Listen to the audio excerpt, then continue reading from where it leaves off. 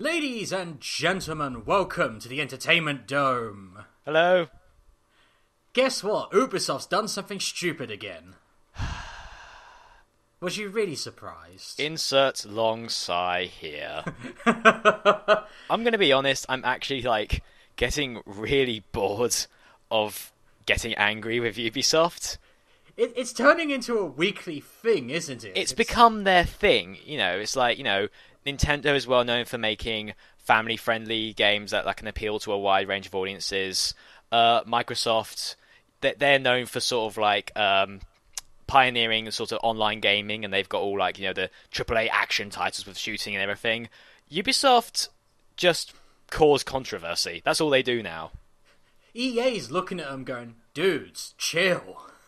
Could it even be called controversy? Because controversy implies two sides to an argument. But with Ubisoft, there's just one side to the argument, and it's no. Stop it. You've done fucked up, Ubisoft. You done goofed. Speaking of, actually, this is actually only just dawned on me. Before we get onto the actual Ubisoft news that James is probably going to bring up, I don't know if you were aware of this, James, but about a week ago, Watch Dogs was finally released on the Wii U. Was it? Yep. They kept that quiet. That pretty much just sums it up, basically. That sums up Ubisoft's regards to Nintendo as a whole. Oh, wait! I figured this is, They then complained that it was because of Nintendo Wii U, wasn't it? I can't remember the actual things, but from what I recall, I just remember thinking to myself, fuck you, Ubisoft, that was a pathetic argument. You are clearly incredibly biased, and you're not willing to admit it. Wow, that literally had no fanfare at all. Exactly. It was quiet. I'm because I do a personal blog every week, and the article I'm putting up tonight is basically titled "Watch Dogs: Why I No Longer Care." I don't think anyone does. Because let's face it, Watch Dogs was so underwhelming, at least from what I heard. It had so much build up, and then all the shit surrounding it began to rise up. The fact that the game kept getting pushed back, the Wii U stuff, which I just mentioned, and then the fact that the final game graphically looked worse than it did in tech demos. Yeah. Despite Ubisoft claimed it was lowered in order to improve processing power, and then somebody found that the original graphics were inside the game's files, and then when applied, it caused no difference. So there was literally no reason as to why Ubisoft lowers the graphics. It's like when Sega did that with Aliens Colonial Marines. Yeah. To be fair, didn't Sega kind of make up for that with Alien Isolation? They did. I know. To be fair, I'm not completely blaming Sega on this. I still blame Gearbox. Because they wanted to nickel the money to use on Borderlands, and fuck you! I'm not a fan of Gearbox, as you may imagine. But Could you tell? So, where's Ubisoft's apology for how... Because Watch Dogs apparently wasn't a bad game. It was just sort of very It was very built up, and when it came, it was like, oh, it's another open world, climb the towers to find stuff thing, just like every other Ubisoft game that's come out in the last few years. It's irritating because Watch Dogs had such a cool concept. Yeah. You can hack into anything. You can see all these NPCs' personal details. You can you can turn off traffic lights with the push of a button.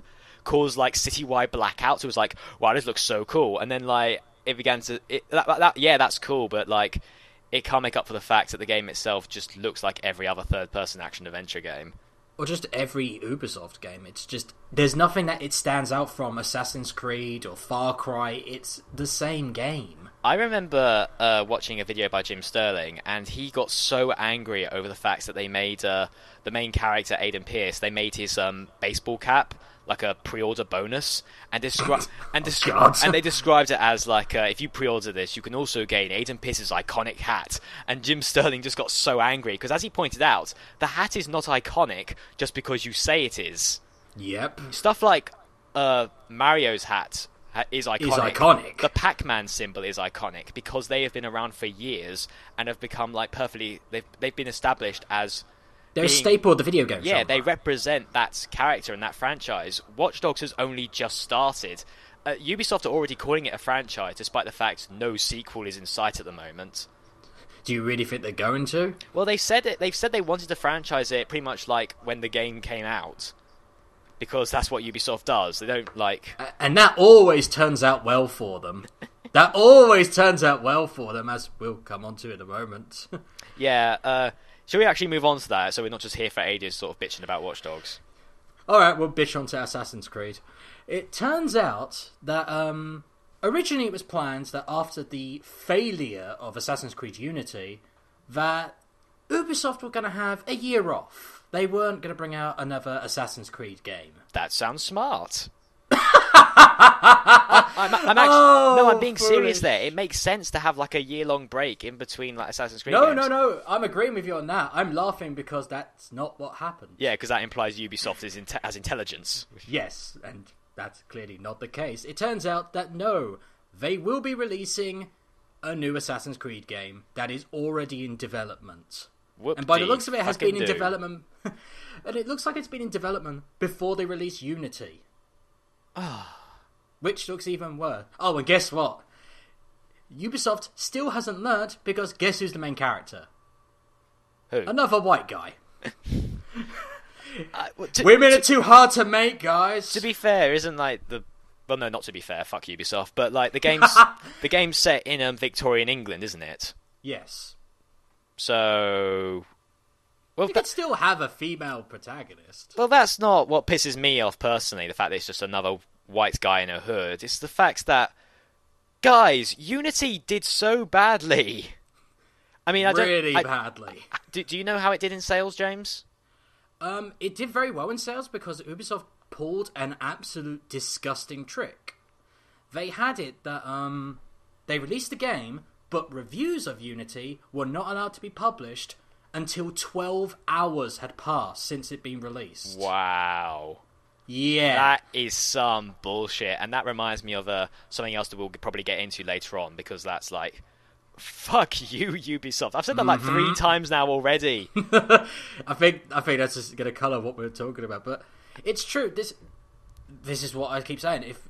Don't pre-order an Ubisoft game. Ever. I feel sorry for anybody who got Unity day one, because they found themselves with probably one of the most buggiest, glitchiest, unfinished pieces of crap that I have ever seen grace the internet.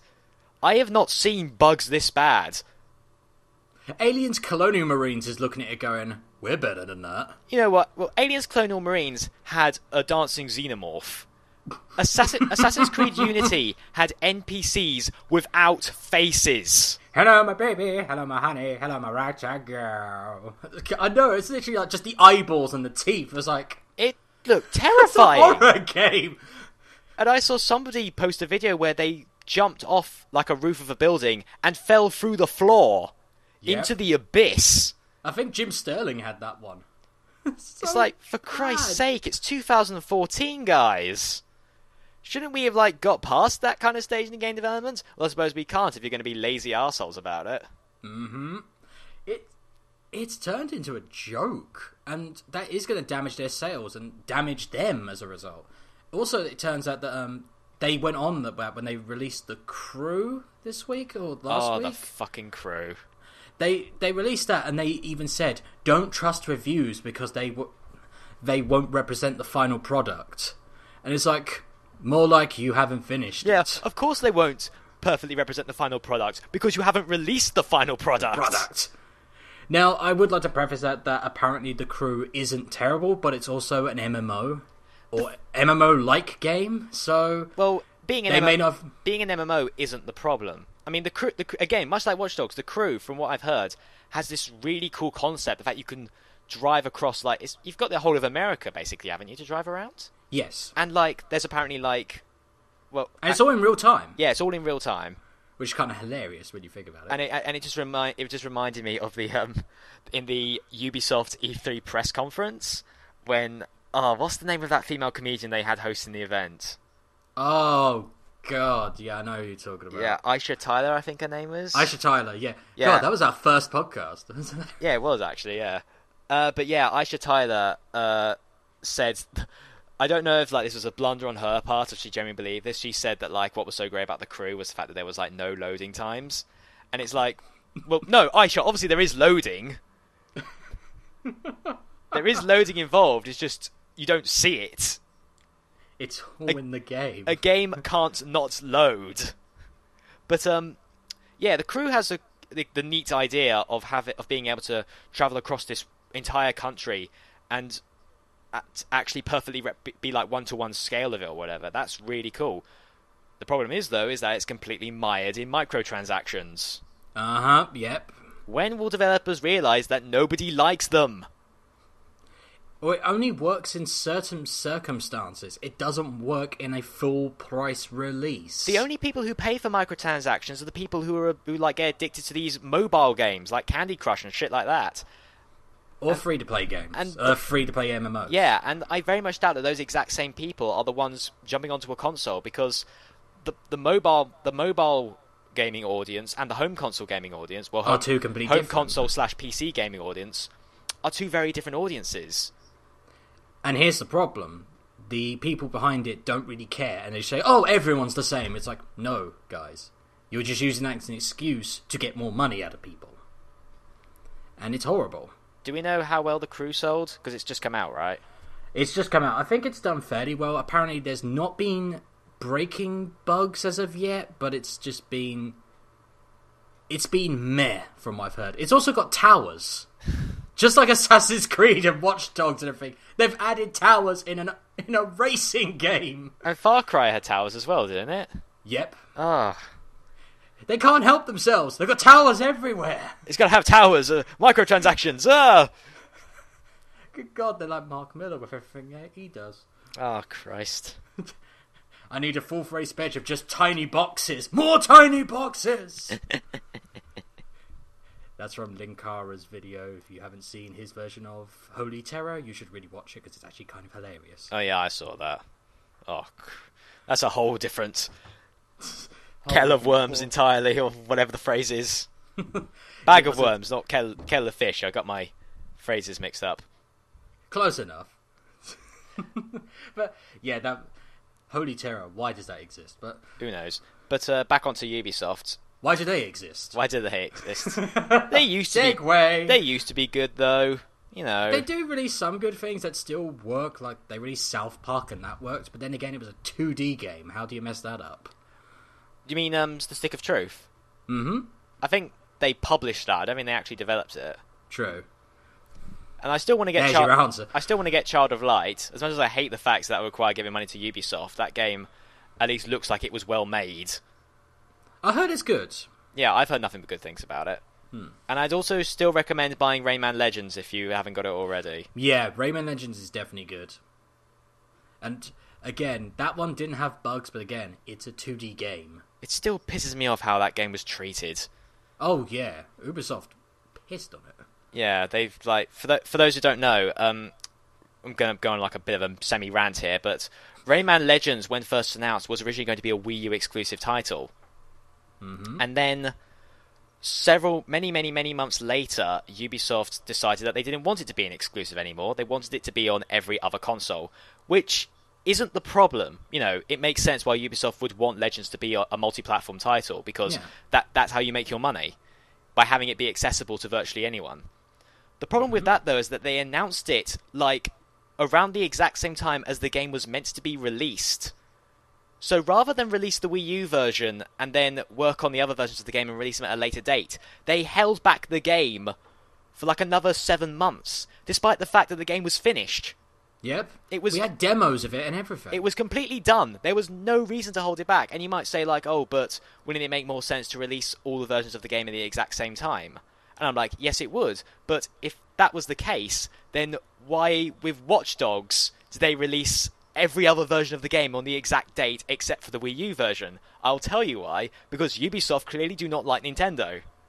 Mm-hmm. There's clearly something going on there and that they're refusing to admit. Especially considering how well Nintendo's doing at the moment. They've been playing the long game. They've been playing the very long game. Like 2 years ago, like around the time when the Wii U like was coming out and when it first launched, I was so bitter towards Nintendo. I was like, oh Christ, they fucked up. They have no idea what they're doing. Now I own a Wii U, and I'm like, Nintendo all the way, 2015. Yeah, because they have everything. It's like, if you're a PC user and a Nintendo user, you're fine. If you're a PS4 or an Xbox user, you're kind of buggered because there's not much exclusives. Still don't have a reason to get a PS4. No, it's the PS4. The stuff we want for the PS4 ain't coming out till next year. The stuff I want for the PS4 is probably not going to come out until like 2018. Kingdom Hearts 3, hello! Yep. I was hoping 15, but I'm still not sure. Square Enix actually showed off like a new trailer for KH3, but only to the press. They haven't like made it like an actual public trailer. So it's like, oh, I hate that. They've said like, so we've got all these journalists coming. Oh, there was this amazing new trailer where you get to see all this. I'm like, yeah, it's great, but there's a big difference between seeing something and being told what was seen. It's like, if it's got a ready trailer, release it. We'd like to see it. It's like, hell, when BlizzCon happened, they said, yeah, we got the Warcraft film trailer. And they said, oh, brilliant, are we going to see it? It's like, nope, it's only available for people who are at BlizzCon. It's like, but we want to see it. And everyone kept saying, oh, it's great, it's fantastic. It's like, don't rub it in. I can't think of any reason why to like make these trailers only available. I mean, I can understand like debuting a trailer at something like BlizzCon and then making it available like a week later. Because, for other people, yeah. Yeah, because that sort of like encourages you going to BlizzCon because it's like, oh, you can see the trailer early. It's a stupid reason, but you know, it makes sense. But with stuff like this, especially with Kingdom Hearts 3, because we never get like a steady influx of information regarding KH3. So when they do release information, it's a big deal. Why would you not make that publicly available? It's not ready for the public. We'll send it out later. It's always what Jim Sterling says. It's at the moment publishers care more about the shareholders than they care about the actual people who want to play your games. Yeah, and that's kind of a massive problem that the games industry is having at the moment. That being said, though, apparently we are going to be getting new Kingdom Hearts 3 information throughout 2015. So good. He is hoping they keep that promise. Do you think they will? I hope so. I want more KH3 information. So do I. I want to find out more. I keep hearing like rumors that, oh yeah, Vincent from Final Fantasy VII's going to be in it. I'm like, I'm sold. From what I've heard, they've basically said that Marvel That's probably not true. Marvel and Star Wars worlds are like not off limits in regards to Kingdom Hearts. Oh no, yes. I'm torn between two on that. Yeah, same, because on one hand it's like you can't have Marvel and Star Wars in it. It would just like clash so horribly. But on the other hand, it would be so unbelievably stupid that it would go full circle and become amazing. Darth Vader fighting Mickey Mouse. Darth Vader's secret boss. I would totally be down for that. Yeah, same here. Speaking of Star Wars, as we are geeks, we have to talk about this. Have you seen the new trailer? What, for Episode 7? Mm-hmm. I have indeed, and my reaction was, okay.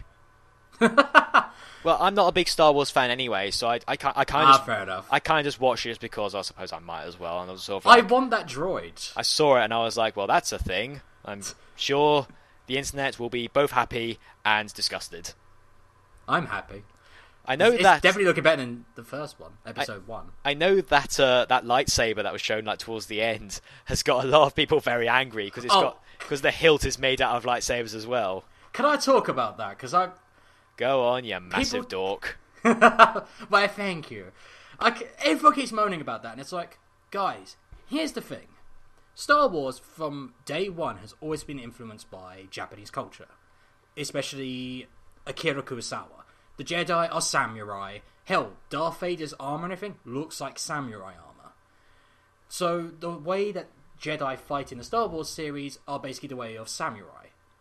And then we suddenly get this Sith Lord who comes up with this massive claymore-like lightsaber, and it's looking more like the West, so more knights and armor and everything. So it'd be less fluid and subtle and more cleaving and butchering. And some people may think, oh, but how's that going to work? Well, here's the thing. A crossguard was not just used to hold your sword up. It was also used to punch people in the face. Repeatedly. Imagine if you got a massive piece of metal being punched into your eye. You're going down for the count. That's what the crossguard was also used for. A lightsaber crossguard being punched to a Jedi's face, kinda gonna hurt. That's my 2 cents. Okay, Also, I think we can officially confirm that James is very much on team. That lightsaber is fucking cool. Shut up. I don't think it looks cool. I just think I can see the practicality behind it. And when people say, "Oh, but it'll go into you," here's the thing: turn it to the side. And let's be honest, a lightsaber is not a practical weapon to begin with. If that falls on you and it's on, it's going to cut off your leg. I wonder if there were like any sort of Jedi rejects, sort of like got their lightsaber for the first time and were like, "Okay, I got this," and they were holding it like the wrong way, so it just goes into their leg. Ah, Jesus! Well, in A New Hope, Luke looks into the lightsaber hold thing. All you think is, if he turns it on, he's buggered. We've all seen those edits where he just turns it on and the lightsaber just goes into his head. But there are some stupid weapons in the Star Wars mythos. Like, guess what's one of the stupidest weapons? And people try to defend this. What's it? Light whip. I'm on...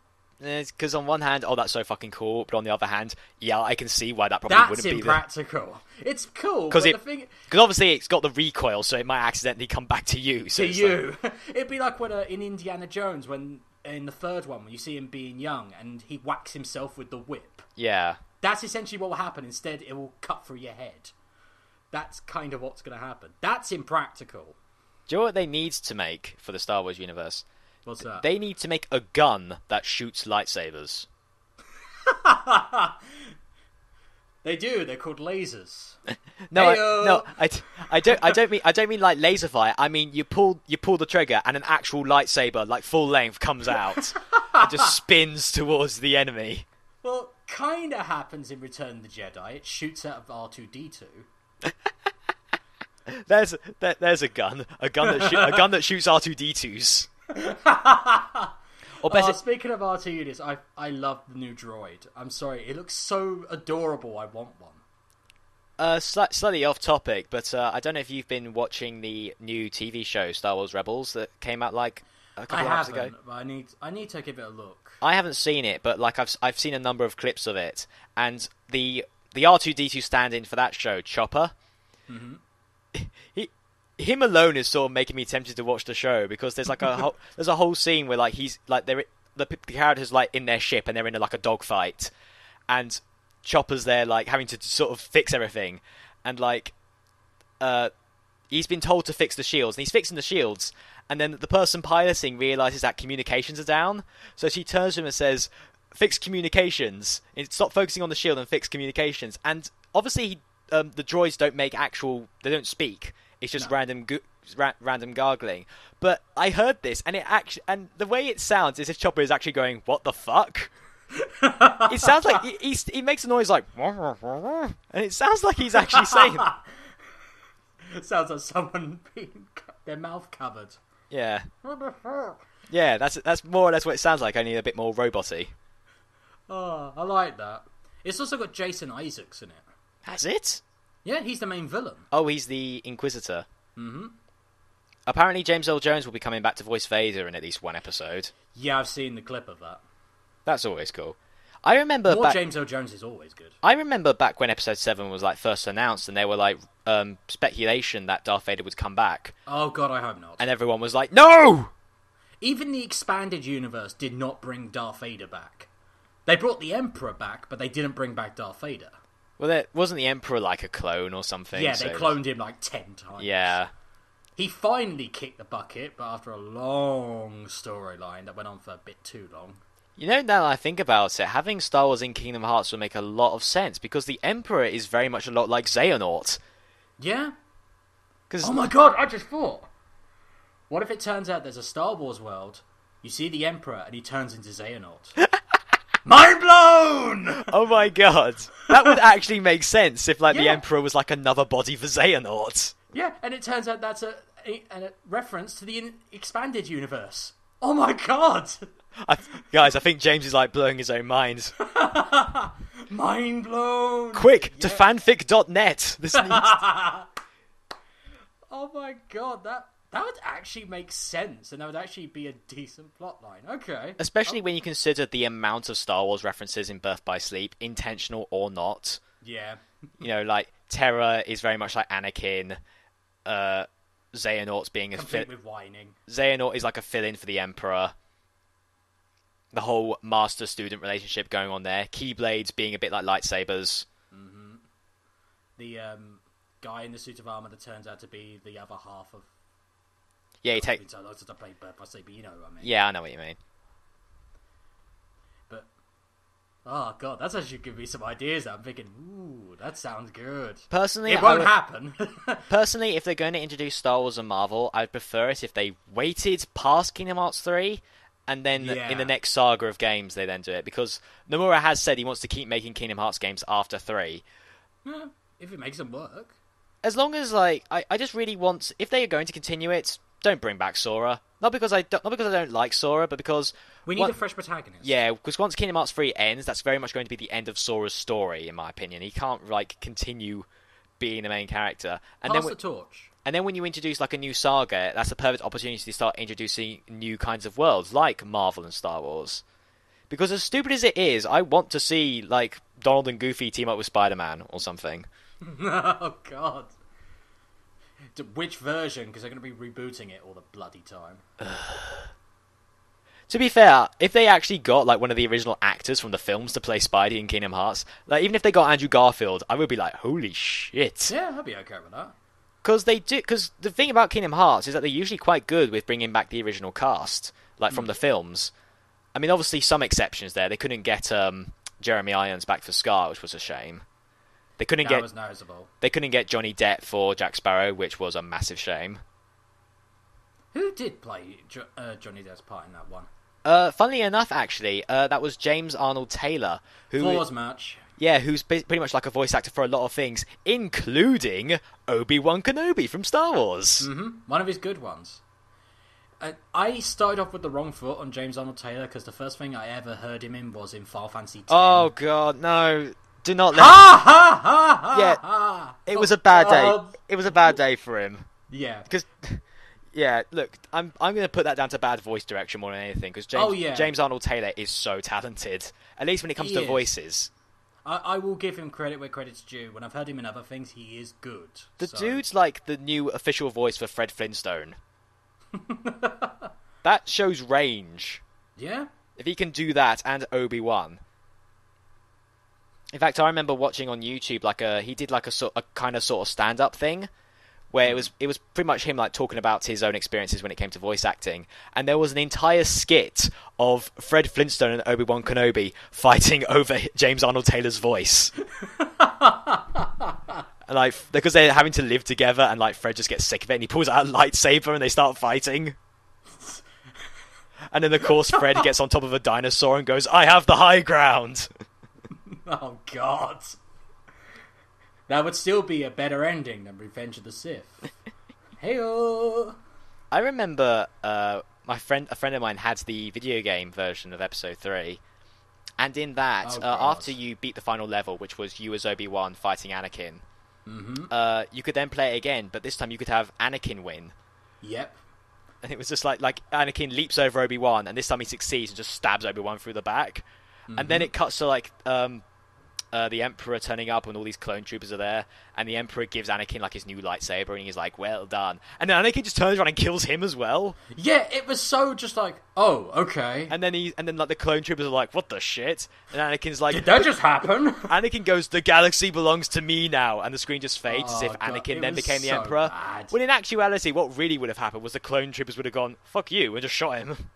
They would have just shot him, and then a clone of the Emperor would have arrived again. Just with a troll face. Yeah. It's like, yeah, that ending was bad. But then again, it also had Yoda, and those levels were fucking torture. It was also non-canon, that ending, so it doesn't really matter, does it? Nope. The Yoda one was just terrible, because he could barely play as him. He's literally sitting there going, "I want to control you, but I can't control you." It's like, in the movies, he looks badass. In the video game, not so much. Well, it's kind of hard to replicate that kind of thing in a game, if you think about it. Hard to replicate. Then again, Mickey Mouse in Kingdom Hearts plays pretty much like Yoda, and he's always a blast to play as. Yeah, that's the thing. It's like him was a blast to play as. I actually played that after Kingdom Hearts 2. So I was thinking, oh right, he's gonna be like Mickey Mouse. Played it, I was like, God, there's a shit. I think barely move him. I think when it came like to Kingdom Hearts, it's like when they were trying to think of a fight style for Mickey, They pretty much said, like, let's just do Yoda. Because ever since we saw how Yoda fights in episode 2, it was like... That is how Mickey fights. That's how every small person is going to fight. Every small person with some kind of sword-like weapon is going to fight exactly like Yoda. Like, Peter Dinklage will do that in Game of Thrones soon enough. Yeah, well, Vivi in Kingdom Hearts 2 as well, he fought exactly like that. Oh! Vivi's always got a special place in my heart. It was an awesome character in Final Fantasy 9. I still have not played FF9. It's on my to-do list, I swear to God. I will still say this, definitely play Final Fantasy 9 before you play Final Fantasy 7. Oh. Final Fantasy 7 should not be your first game because it's been so built up. That will probably be what... I know that if I ever get around to playing FF7, I'm just going to be like, well, that was a thing. There will still be bits you go, oh shit. Especially like, especially back in the day when I first played 7 years and years and years ago. When you got to the final boss and the fucking choir came out, I was like, oh my god, there's a choir in my TV! It's so cool. One Winged Angel will always be a fantastic final boss theme. The best theme. Some people try and say Dancing Mad. I listened to Dancing Mad again not too long ago, and I'm gonna be brutally honest, and this is gonna piss off all the Final Fantasy VI fans. It was boring. Dancing Mad is... Too long. No, I wasn't going to say that. What I was going to say is the fact that, like, I love Dancing Mad as well, but the thing is, though, I don't think you can really compare One Winged Angel and One Winged Angel. I don't think you could. You can't compare them because they're two very different pieces. Because whereas One Winged Angel starts off big and continues being big, Dancing Mad has this massive build-up. Because again, if you look at the final boss of Final Fantasy VI, it's almost like a tower that you're constantly going up as you reach the very top before you get to Kefka. And it's constantly building up to that. It's on a very different scale of One Winged Angels, whereas One Winged Angel, again, starts off big and stays at that level as you're going through the fight. With Dancing Mad, it's gradually rising. And then when you get to that peak, it's like, oh, hell yes, shit is going down now. Let's kick his ass. It's awesome, but a different kind of awesome to One Winged Angel. That's my personal thought on it. I think it's more to do with the fact that I was just not a fan of the Kefka boss fight because it just went on for too long. And then when you finally killed him, he did this massive monologue. It was like, I didn't come here to do Shakespeare, mate. If I wanted to come here to do Shakespeare, I'd read Shakespeare and be happy. It was the final boss of an RPG. How could you not expect a monologue? Oh, no, this was longer than a normal monologue. Sephiroth didn't have this monologue. To be fair, most enemies in video games tend to monologue when you kill them. Like in Assassin's Creed, in the first game, whenever you had to... No, apparently from what I've heard, every time you assassinated somebody in like the first or second game, as they had enough time to like leave their parting words as they lay on your arms after you murdered them. I stabbed them in the neck. If you try and talk when you're stabbed in the neck like that, you wouldn't be talking like that. You'd be like, it's like, no, that's not how it works. Well, that's just like a common trope of a lot of things. It's like in the films, two cops there, one cop gets shot. Oh my God, Rex! And he holds them up in his arms and he's like, listen, man, you gotta keep going. No, it's gonna be okay. No, I'm not gonna make it. You'll be fine. No, please, just look after my daughter for me. I will, Rex, I will.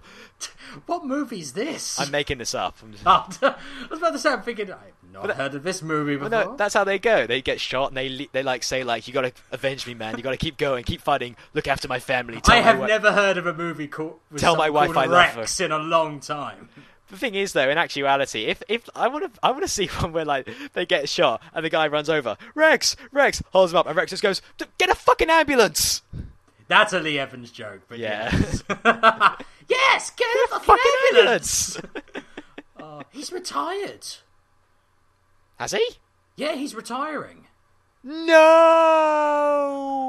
Like I saw his last show. Was it last week? Yeah, it was last week. I saw his last show, and someone said behind me, "Oh yeah, he's retiring." I was like, "Nah, he's not retiring." I checked on the internet. He's retiring. Aww. I know, it's like, no! That makes me sad. I haven't seen his latest tour yet. I'm hoping to get the DVD for Christmas. DVD's gonna be good. It was a good show. Oh. And he did Bohemian Rhapsody at the end. Just Bohemian Rhapsody every time. It's just every time. I will say this, though. Bohemian Rhapsody's still my favourite, but I've got to be honest, my favourite show he ever did was actually the Scottish one. That one was really good. I have all these main shows on DVD because in case you hadn't noticed yet, I'm a massive Lee Evans fan. I never could have guessed. So do I. Don't worry. I could say something that may make you go, "Ooh, you bastard." I saw Lee Evans live. I've seen Lee Evans twice. Once at the show and once the producers. Ah, you lucky bastard. And I'm just going to say this. Even though I liked the movie, when I see Matthew Broderick, I'm like, nah, Lee Evans did it better. Much better. I think a lot of people will probably agree with you on that sentiment. And I don't even dislike Matthew Broderick like Nostalgia Critic does. Yeah, a lot of people like give Matthew Broderick a lot of shit, and I'm sort of... Thing is that when I see him in like everything else, I'm just sort of like, I can kind of see where they're coming from. But anytime someone talks shit about him in Lion King, I go, no, fuck you! He was awesome in Lion King! You do not touch that movie! I'll defend that. He was still alright in Producers, it's just Lee Evans was funnier. And it suits more Lee Evans than it does Matthew especially Broderick. if you like watch a lot of Lee Evans' stuff. It just fits in more. Did you ever see Mouse Hunt? Yes. That film is so goofy, and I love it. It's so bonkers. And Not just because Lee Evans is in it, but yeah, because it is utterly insane. Mm-hmm. That movie I love so much. It's such a good film. And it's kind of funny how Lee Evans went on to play as Leo in The Producers on stage, whereas Nathan Lane played Mr. Bialystok in the film. He was also in the London tour. Oh, was he? Yeah, he was in over London. I missed it because he became ill like 2 days before I went to see him. So I was like, no! That sucks. Although I will say this, to be fair, the actor they had next to him, I think was called Max Oscar, who usually plays Liebkin. He did a perfect version of Nathan Lane's. Like, even if you just looked at him, it's like, fuck, that's Nathan Lane. It was really shocking. Well, that's kind of the point of stand-ins, is sort of to like if they perfectly manage to capture the original performance. Yep. Good job on that actor. I will say it's one of the few times this is where I think Will Ferrell is good, when he's side characters and not the main character. Oh yeah, because he plays the German in that, doesn't he? Mm-hmm. He's hilarious when he's the side character. It's just when he's the main character, I'm usually like, ugh. Yeah, Will Ferrell's very hit and miss with me. Yeah. Like, the first Anchorman, he was the main character in that, and I love that. That was good. The first Anchorman is brilliant. Second one, it is pretty much what you'd expect from a sequel to Anchorman. It's very sort of just... samey, hit and miss, but still kind of funny. It's just kind of, not as good. Exactly, it's funny in places, but you can really tell that it almost begins to feel a bit like pandering. Especially the big fight at the end. They basically said, like, oh, everybody loves that big fight in the first film, right? Well, let's just so many cameos! Well, let's just do it again, but make it even more insane. That will be funny as well, right? No, not really. If anything, it kind of just... Oh, I don't know, I just loved the cameos. Like Will Smith and Liam Neeson out of nowhere. Yeah, that was admittedly kind of funny. I was just sitting there going, wait, where did Will Smith come from? And Harrison Ford shows up and turns into a werewolf. That was kind of random. I usually like random humour. Like, I love Ross Noble. Like, Ross Noble's one of my favourite comedians, but... I like Ross Noble as well, but I think there's a difference between random and absurdist. Yeah. Because with Ross Noble, he just sort of like... He's really absurd. He talks about, making pajamas for owls. No, tucking owls into bed. He has like a whole joke about that, and that's funny because of the surreal imagery. But if a random could apply to just somebody walking in and saying, "I like cheese." That's most American sitcoms. That's not funny. That's just being random does not equal funny. That is American sitcom in a nutshell, though. Let's be brutally honest. Yeah, I don't watch a lot of sitcoms nowadays, except for Citizen Khan, which is going on at the moment. But I think what's that? Have you not heard of it? I haven't. Citizen Khan is a BBC One sitcom that focuses around a Pakistani family. All right. And regardless of what you will no doubt hear from like some people, it's not racist.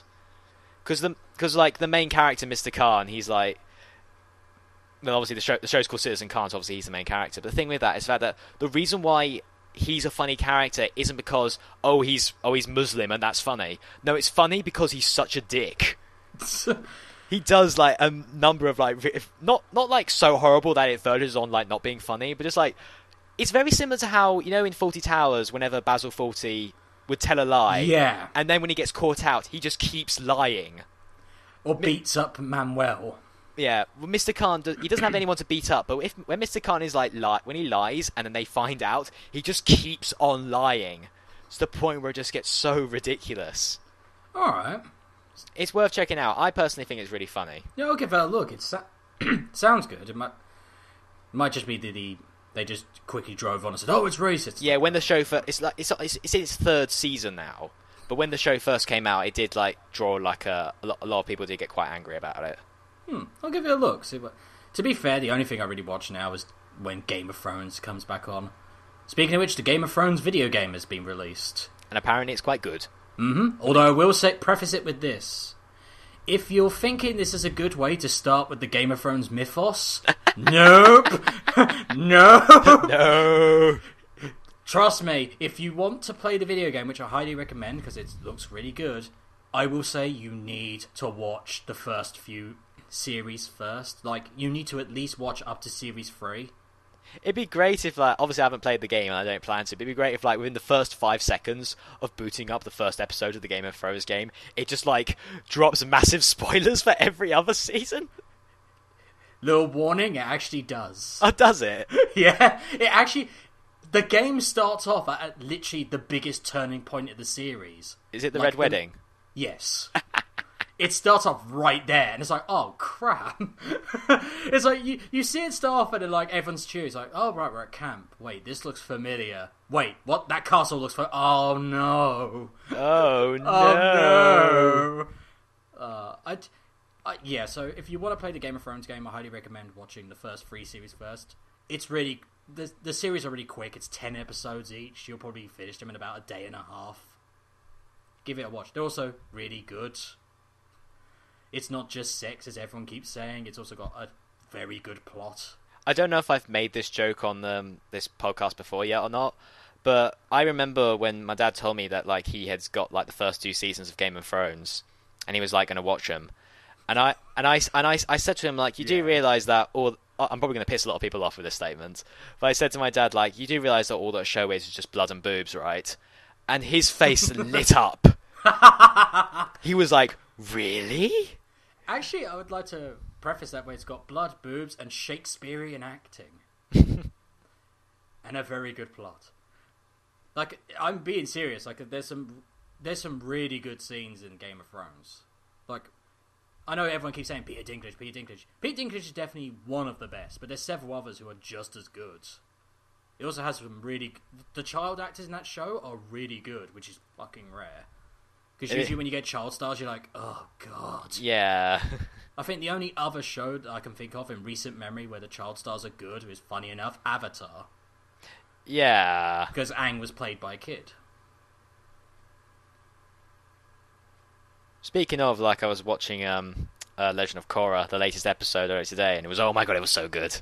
I've been hearing season 4's really good. It is so weird how good that and book 3 were.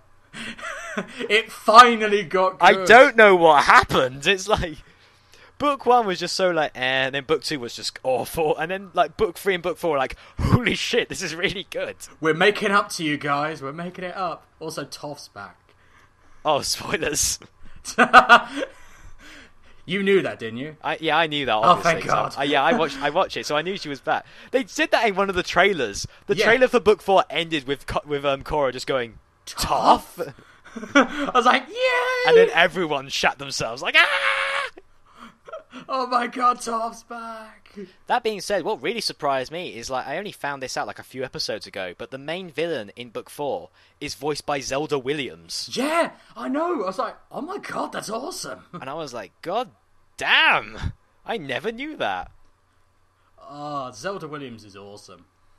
I think if that's the case, you will like the book 4 villain then. Mm-hmm. More Zelda Williams in everything would be good. Put Zelda Williams in Zelda. Yeah, Ubisoft, get her instead of Aisha Tyler next time. No. Or better yet, Zelda don't let Ubisoft pick anyone, just let someone else pick them. Zelda Nintendo. Williams is too good for Ubisoft. And also, she's very Nintendo heavy. So. Exactly. She was in the trailers for Skyward Sword. Yeah. Hell, her name is Zelda. Hint, hint, hint. I miss Robin Williams. Oh, tell me about it. Good man, good man. Although I was saying that, I just found out something. I know many people go, nerd. I was playing World of Warcraft. There's a nice little thing for Robin Williams in there. Yeah, I heard about that. An NPC in the game. It's like, after he passed away, like they put like an NPC or something in. Because he apparently played it. I was like, I could have been on a realm with Robin Williams. Damn it! There's like, I remember when he passed away, there was like a massive call out for Nintendo to sort of like in the next Zelda game have something in there to. Have you seen the picture of him as the king from Wind Waker? No, I haven't, but that sounds amazing. I will send that to you in a moment then. All right, thanks. Let me see if I can find it. But yeah, I hope they do put something because it is. I understand why they wouldn't if they end up like not putting any sort of reference in for Robin Williams. I get why they wouldn't, because it's not a case of them being sort of like not caring. It's the fact that there we go. It's still a video game that they're making, and it's probably like midway through development already. They might just like have an opportunity to put it anywhere or whatever. But it would be really nice if they did. Yeah, even if it's just like a passing reference, would be the nice sort of thing. But yeah, someone did a picture of Robin Williams as the king from Wind Waker, and it's literally just sit there, just like, oh my god, this is so good. And that's why it's sending to you. There we go. Yeah, it just took me a while, and I just bumped my mic. Skype's still making sounds. God damn it. Skype, behave yourself. God damn it, Skype! Skype! I know some people would say, ask a pain about this, they go, why didn't you use Google Plus? It's like, no. Fuck off. That's even worse from what I've heard. Also, it'd be very hard to record everything, so yeah. Bugger that. Bugger that with a pitchfork. Aww, I'm looking at the picture now. It's good because it can it looks much more closer to the king, but you can just make out the features for Robin Williams. That is really nice. It looks like Robin Williams, like when Robin Williams used to have like the big beards and everything. Yeah. Shall we move on to slightly happier subjects? Because I feel like we've ventured off. We dwelled on Robin Williams for. We've ventured off the beaten path because we started talking about Ubisoft and have somehow wound up covering Legend of Korra, Robin Williams, Lee Evans, and everything else. It's like, Christ. How about we move on to that little bit of Capcom? Oh, God. Okay, anime fans in the audience, you're not going to be happy with this. Did you want a Monster Hunter anime? Yay! You may not be cheering for very long. It turns out Capcom are actually releasing a Monster Hunter MMO. We wish. Isn't Monster Hunter already kind of like an MMO? Kinda, but not mostly. But that's another topic for another time. But they're going to be an anime version of Monster Hunter. There's one tiny little flaw. It's essentially going to be a softcore porn, essentially. It is! It essentially is! Like, the first few shots is literally of a scantily clad woman with her boobs flying all over in a bra. It's like, oh my god, why? I am rewatching it right now just to remind myself. Oh god. And I'm not a Monster Hunter fan, so this doesn't anger me in any sort of way, but James sent me this via Facebook, and he was like, just watch it, and I was like, well, okay. And I started, and as soon as it hit the 20-second mark, I was just like, oh no. It's the music. As soon as the music started, I was like, well, I know what this anime is going to be like. And I'm looking at it right now, and it just fits almost every cliche you could think of when it comes to anime. Not even just anime, just the horrible, just this horrible thing of, let's show scantily clad women to get guys in. It's like, oh, guys. I cannot think of anyone who would look at this and think, oh yeah, that's totally Monster Hunter. No. There's only one thing that makes it kind of look like Monster Hunter. One of the creatures from Monster Hunter makes a quick appearance. It's like a few seconds. The very ending scene, you see this shadow of a dragon in the distance, and it's the only bit in the trailer I was sort of thinking, oh shit, that looks terrifying. But the rest of it, it's like, because the main characters, all 4 of them are girls, and that's not the problem. The problem isn't the fact that the main 4 characters are all girls. It's because they're basically sexualized to hell. And yeah, it's anime. It's like, oh, what did you expect? That's what anime does. And it's like, no, it doesn't. It's bad anime that does that. Really bad anime does this shit. High School of the Dead. FMA does not. Yeah. Oh my god, High School of the Dead. FMA did not do this. Attack on Titan did not do this. Monster did not do this. Cowboy Bebop mostly didn't do it. Kill la Kill. Oh, actually, no, wait. But that show was still good. Kill la Kill apparently was meant to be doing it ironically. Doing it to take the piss. Yeah, Kill la Kill was kind of like a parody of it, but it went so into the point of parody, you could easily mistake it for playing it straight. Yeah. It went a bit too far, but... As much as I would recommend Kill la Kill to hell and back, if you really cannot stand fan service, then I don't think, no matter how good Kill la Kill is, you wouldn't like it. This is not like Kill la Kill, though. This is not I'm good, I'm gonna have to rewatch it again, because like as soon as it ends, I forget it, and I still have to refresh myself. That's how bad it is, folks. He has just watched it once, and he has already forgotten most of it. Like, the only 2 bits I can fully, properly remember are the dragon at the end, and yeah, it's starting off with all the girls getting up, and just like, yeah, I'm looking at it right now. Boob! There we go. It's like... Boobs, it's so boobs, fucking ass. blatant that it's almost painful. It is... And this is the thing. This is a similar thing when video games do this. This is what gives anime fans and video games fans a bad name, because they're like, oh, it's just full of boobs. It's like, no! It's the bad stuff. The bad stuff does this. It's like...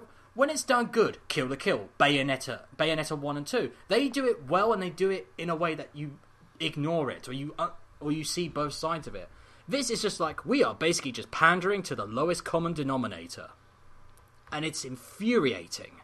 I think maybe another problem with this trailer, I'm actually surprised how much we're talking about this, but another problem with this is that if you, like, again, it looks nothing like Monster Hunter, so a fan of the game would not recognise this at all, but just as a trailer itself, it tells you nothing about what is going on. All I can gather from this is maybe who the main characters are, which are like these 4 who keep appearing throughout the trailer. But the rest of it is like, what is actually going on? What is the plot? What are these characters doing? What's their goal? What's the world? And it's like, there's all these other characters in as well, like this, like... I'm skimming through it now. There's like some weird dog person. There's some girl in a pink dress and some boy next to her. And then there's a bar with all these other characters. I'm like, who are these guys? Are they the antagonists? Are they other side characters? Are they important? Are they the main characters? And then there's some opera singing lady, and he's like, she's in it for like 2 seconds. He's like, what's her purpose? Is she important? The whole point of a trailer is to advertise what product you're basically selling. You know, film trailers are like, give you a brief rundown of who the main character is, what the story is going to be like, and what have you. This trailer does none of that. All it does is tell me that the main characters are all girls, there's some monsters in it, and that's probably it's basically it. a hentai. And that's probably it. You could easily mistake this for like a harem anime. Oh, good God, no. In fact, this is probably going to piss a lot of people off, but the closest thing I could compare this to is Sword Art Online. Oh, I don't know. Sword Art Online was a bit better than this. You could mistake this for, like, another MMO anime. For all I know, this is just a video game that the characters are playing. Oh, God. Oh, God, no. It doesn't look like something that... I thought, when you said that it was like a harem anime, you could have said that you could have pissed people off. I thought you was honestly going to say Tenchi. No, I don't know what that is. But, really? But so, with this, it looked as if they... Not like an anime based off of Monster Hunter. It's an anime that somebody's made, but in order to get like star power, they've attached the Monster Hunter name to it. They've given Capcom enough money to have the anime share the same name as the game. Who directed this anime? Uwe Boll? To be fair, I'd probably watch this over anything Uwe Boll churned out. I'm in too much. No. I would only watch it if Nostalgia Critic, Linkara, and Spoonie were riffing on it. Yeah. Then I'd be okay with it. But this is just... Oh, God. I think, James, when you upload this, do put the link to the trailer in the video description, because we can bitch about it all we want, but people are going to be listening and going like, well, it doesn't sound too bad. Oh, it is. They could be like, "Oh, you guys are overreacting." We'll try to put a link in the video description so that trust me, guys, we are not overreacting. You can check out for yourself. This is literally the most pandering thing we've seen in a long time. It is bad. If you're a Monster Hunter fan, you'll probably get really angry with it. If you're not a Monster Hunter fan, you'll probably be more confused than anything. Or you think, oh, it's another anime with boobs. Shock. It's like, no! That was my reaction. I was just so confused as to what the hell I was looking at. And the music as well did not help. Oh my god, that fucking music is the most simpering pile of crap I've heard in a long time. It is, as you said, it's like a harem anime. It's like those types of things. Like Tenchi Muyo, like Love Hina and all that crap. For the people who thinking, how does James know all this? I only know these from Bennett the Sage, so don't worry. Well, actually, I watched a bit of Tenchi Muyo when I was young, just because I didn't know what anime was at the time. I don't think anybody at a young age knew what anime was. No. Hell, everyone's watched anime. Everyone has. If you watch Pokemon, well done, you've watched anime. Yeah. Well, not everyone though. My mum has Well, then again though, I mean, like our generation. I did make her watch the first Pokemon movie, so. So did I. My mum fell asleep during it. I think Pokemon the first movie is like one of the only two movies in all of existence. The other being a Thomas the Tank Engine movie, which my mum legitimately hates. When the movie first came out, I was like less than 10 years old, but like only like a couple of years ago, I actually asked Mum. I was like, "Mum, do you remember when you took me to see that first Pokemon movie?" And she actually said, "Oh my god." The memories were so painful to her. Why did you make me remember this? Oh god, that was... looking back on it now, I can think, oh god, why? I'm so sorry, Mum, for putting you through that. The thing is, though, now watching it again as an adult, the first Pokemon movie isn't even that great. No. It's good because of nostalgia. Aside from that, it is kind of weak. Yeah. I actually prefer the second one, but that's just me. My favourite's the third one. Yes, I love it when have you seen the Suede reviews of those? Yeah, those are really good.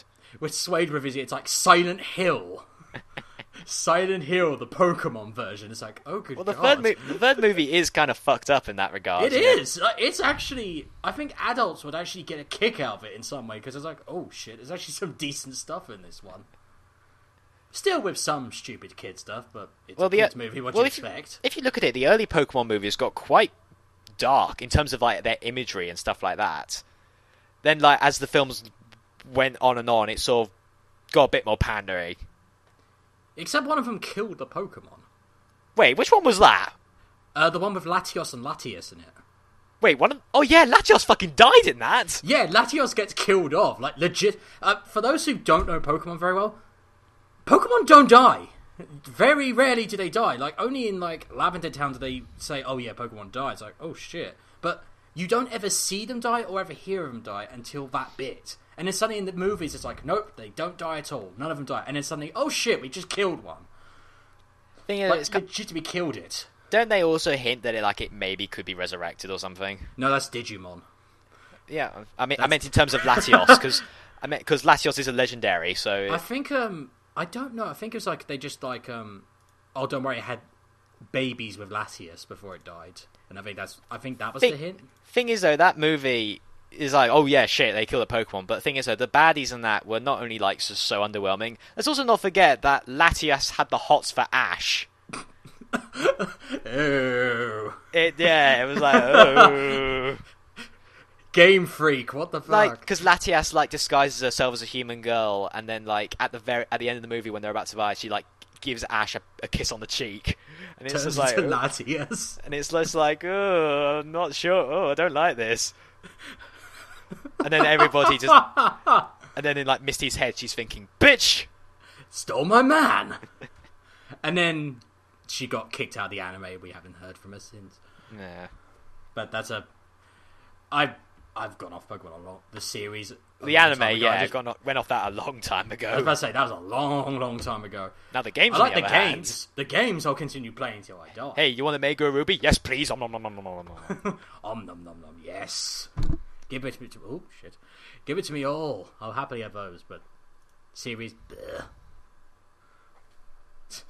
But yes, the Capcom series trailer. What the hell? Like, I was honestly, when they said a Monster Hunter anime, I was thinking, oh, right, so kind of like, maybe like Attack on Titan. Like, something like that would work. Please. It would have been nothing like Attack on Titan. No, I don't mean it would have been like exactly like Attack on Titan, but like in a similar vein. Like in a similar style and everything. That's what it should have been like. And instead we got this. Well, it is Capcom. You know, famous for making rather dumb decisions. Oh, good God, what if they do a Phoenix Wright anime? I think if they did that, it would not be like anything like this. I think people would be more pissed off if that happened. I think if they did that, if a Phoenix Wright anime were to exist, it'd be very similar to the actual game. I mean, they've made Phoenix Wright mangas. Yeah, I've heard of some of those. They've made like Phoenix Wright plays in Japan only, obviously. I've seen some of those. It's like an all-female. They're actually good. Yeah, it's an all-female cast, and I tried watching one, and I couldn't bring myself to watch it the whole way through, but I've heard that like a lot of people do like those. In fact, I saw like a brief thing on Tumblr where I just saw like a logo for Ace Attorney, and I just saw the word "new," and I was like, "Oh my god!" And it was like new stage production of Ace Attorney in development. I was like, "Oh." Well, it is Japan's the only place they can actually get away with that. Like, make a musical or a stage show out of video games and anime. They made a stage show of Persona 4. Persona 4, Phoenix Wright, Black Butler. They made several Black Butler. There was a whole Persona concert in Japan at one point.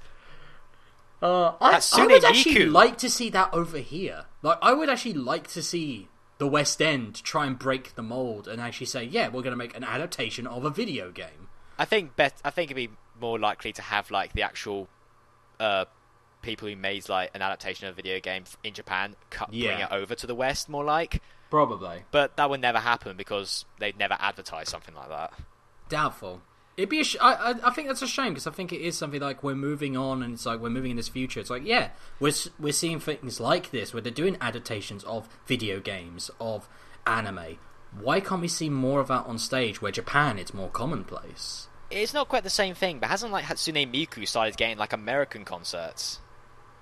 What's Hatsune Miku? Oh, do you not know what Hatsune Miku is? What is that? Is that the... It's blue-haired girl sings. Oh, I know who you're talking about now. Yeah, I've seen it advertised, yeah. Took me a moment, I was like, wait, who's that? No. Yeah, that's... I know who you're talking about. Like, she opened for Lady Gaga at one point. Yeah. And that's like culture boundaries breaking down. Hatsune Miku appeared on like the David Letterman show in America. That was odd. A friend of mine showed me that, and I was kind of enjoying it, but I was thinking to myself, the people in that audience must have been like, what the fuck is this? Uh-oh, David Letterman's off his meds. I think even David Letterman was probably thinking, what did I agree to? Why? Why did I choose the money? But I think it is good that boundaries are starting to break down. I don't like Lady Gaga did it, but Lady Gaga is Gaga. But I think it needs to happen, and I think the sooner it happens, the better. Let's break these boundaries, and let's actually have things like this, video games, adaptations on stage form, because we've had enough of movies, and most of them have been shite. It'd be nice to actually have a stage show that might actually work. You say that, but like what will probably happen is that we will again get these adaptations, and they'd all be shit as well. Oh, probably. Plus, it'd be kind of weird because with something like say for example Persona, if that was to be made by a Western group, it'd be kind of weird having a bunch of Japanese students being played by white people. Yeah, because they'd have to it would have to. Well, I don't know. They might be able to get away with it, or just cast because there are a lot of English actors who are Asian descent. Yeah, get a lot of Asian descent actors, which would be good. But yeah, that's our thoughts on that. Needs more to happen. We need more of that stuff to come over to the West. But will it happen? Probably not. And Capcom dream. Go to hell. Yeah, I can dream. Capcom don't go to hell just yet. I need you to release the Great Ace Attorney over in the West first. All right, release that first, and then sell all your Phoenix Wright stuff to someone who actually can release them very well. Yes, release Great Ace Attorney, then give the Ace Attorney rights to somebody else, maybe Nintendo. God, yes. Throw in Mega Man as well, because you're not doing anything with him, are you? Nope. You know it's bad when Nintendo treats Mega Man with more respect than Capcom does. Somebody did like a post like in regards to Smash Brothers, how Sonic, Mega Man, and Pac-Man all appeared in Smash Brothers in like their most recognizable iconic forms. And they were like, with one game, Nintendo have treated these 3 other companies' mascots with better grace and dignity than the actual companies. Yeah. Because you then got to look, because like, you know, Mega Man's more or less dead at this point in terms of at least in Capcom's eyes. Pac-Man's had that weird redesign. Oh god, that nightmare design. That TV show, which I haven't brought myself to watch because it just looks kind of bad. And then Sonic Boom, which segue. Yeah, let's segue into that because I did say I wanted to bring this up. So Sonic Boom is the spin-off reboot, not an official reboot, because if that had happened, holy shit! I think people would be more pissed off than they already are. Sega would never have recovered from that, but. Sonic Boom is essentially an alternate universe kind of deal. Think of it as Ultimate Spider-Man. It's kind of like that. It's an alternate and take. also like Ultimate Spider-Man, it sucks ass. It's an alternate take on the Sonic universe, and you've probably already seen the design. So, just to quickly say, I don't mind the designs now all that much. They've kind of those bandages. Those bandages have use, damn it. I've kind of warmed up to them a little bit. They're not so. I know a lot of people do not like Knuckles' design, but I feel like it works a lot better when it's in motion. I think a still image of it didn't help. But and I always liked Amy's design from the get-go. I feel like she probably had the best redesign of the bunch. To be fair to Amy, out of all of the bastardized versions from Sonic Boom, hers was less insane. The other 3, I'm in the opposite camp to you. I really don't think they look good. Tails was barely changed. They gave him goggles and a belt. That was it. And then the character then they showed the video game. It was like, oh god, why? What did you do to the characters? Oh lordy. See, Sonic Boom was released. It was advertised as being a new TV show, but then of course they confirmed that they were going to make a tie-in game to it, which is kind of weird because it's a game based off of a TV show based off of a long-running video game franchise. We need to go deeper. Yeah, the blah. But yeah, I'm going to be honest, I don't know if you've watched the show itself, James, but Sonic Boom, the cartoon, not that bad. It's kind of decent. I haven't watched the TV series yet. The humor's kind of like... It's a very subjective kind of humor, I'd find. If you don't like it, you are really not going to like it. But if you do like it, you will be very entertained. And there's been like... Out of all the 7 episodes that have been released thus far, only 2 would I say were kind of mediocre. The rest had some really funny gags, especially from Eggman. He's easily the best character in that show. Yeah. In fact, I'll give you a look eventually. I'll give you an example. The very first episode is all about Sonic firing Tails to get a new sidekick. Now, the reason why he fires Tails is because Tails gets injured in a fight with Eggman, and he thinks like, oh shit. All right. I thought for a moment I was like, what? He's firing? What a douche! Yeah, he decides to like fire Tails because he doesn't want to see Tails get hurt, and he puts up flyers, and like Eggman's robots bring him one, and he's reading it, and he has this line where he says like, "What fool would want to be Sonic's sidekick? Spending every day with him, enjoying his friendship and respect." And he's like got this wistful look on his face, as if he's like, "Oh, Sonic." and then like his robots look at him, and he just goes, "Not me, that's for sure." All right, little gag there. It can get really funny at points. In fact, there's on one hand it's kind of sad, but just the delivery made me just laugh my ass off. That just made me think of the really horrible anime meme. The "please notice me senpai" one. Sonic, please notice me senpai. It's only like brought up once, but it's just like the way it's done. It's just like, oh, that's funny. But another joke that really made me laugh, even though it's kind of terrible, is when the new character Styx gets like nominated for like an award. Like she just receives a letter, and Knuckles goes, "Ooh, let me see." He grabs the letter, puts on some reading glasses, takes a good look at it, and goes, "Oh yeah, I can't read." Oh. Knuckles, what did they do to you? It's kind of bad, but at the same time, it's just really funny.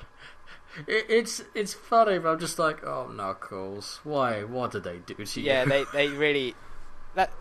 They really gave Knuckles a brain-dead personality. They really made... That's the weird thing, though, is that Knuckles sort of, like, flip-flops between quite sarcastic to just being rock stupid. And I will admit, I'm not particularly fond of him being really stupid. But at the same time, the show itself is, like, obviously comedy-based.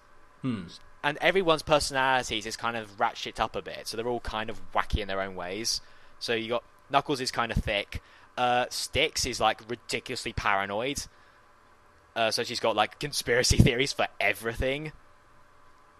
And, aside from, I think Sonic, Tails, and Amy are probably the most grounded. I think Amy's probably, like, the most grounded of a lot of them. Too bad they didn't do that in the video game. Well, that's the thing, though. Yeah, so... we're not going to talk about the 3DS version, because that version didn't, like, cause as much of a shitstorm as the Wii U version did. Oh, God. Sonic Boom Rise of Lyric for the Wii U. I have not seen, like, such...